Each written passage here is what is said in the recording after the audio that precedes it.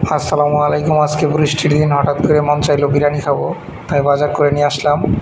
প্রথমে আমরা দিয়ে দেবো পেঁয়াজ, রসুন আর আদার কুচি। তারপরে আমরা দিয়ে দেবো আস্ত গরম মশলা। তারপরে একটু ভালোভাবে নেড়ে চেড়ে দিয়ে দেবো প্যাকেটের গরম মশলা, মরিচের গুঁড়া, ধনিয়ার গুঁড়া এবং জিরার গুঁড়া। তারপরে আমরা মশলাটাকে একটু সিদ্ধ করব। মশলাটাকে সিদ্ধ করার পরে আমরা দিয়ে দেবো মাংস, সাথে দিয়ে দেবো আলু এবং কাঁচামরিচ। তারপরে আমরা লবণ দিয়ে একটু নাড়াচাড়া করে ঢেকে দিয়ে দিব। তারপর আবার ঢাকনাটা খুলে আমরা মশলাটাকে খুব ভালোভাবে মাংসের সাথে মিশিয়ে নেব।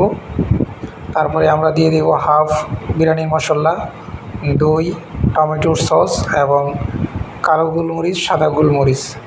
মাংসটা ভালোভাবে কষানো হয়ে গেলে আমরা দিয়ে দিব চাউল দিয়ে একটু নাড়াচাড়া করে ঢেকে দেব। তারপর আমরা দিয়ে দেব পর্যাপ্ত পরিমাণে পানি দেওয়ার পরে একটু নাড়াচাড়া করে বাকি যে বিরিয়ানির মশলা ছিল ওইটা, এবং সাথে আমরা দিয়ে দেব একটু টেস্টিং সল্ট।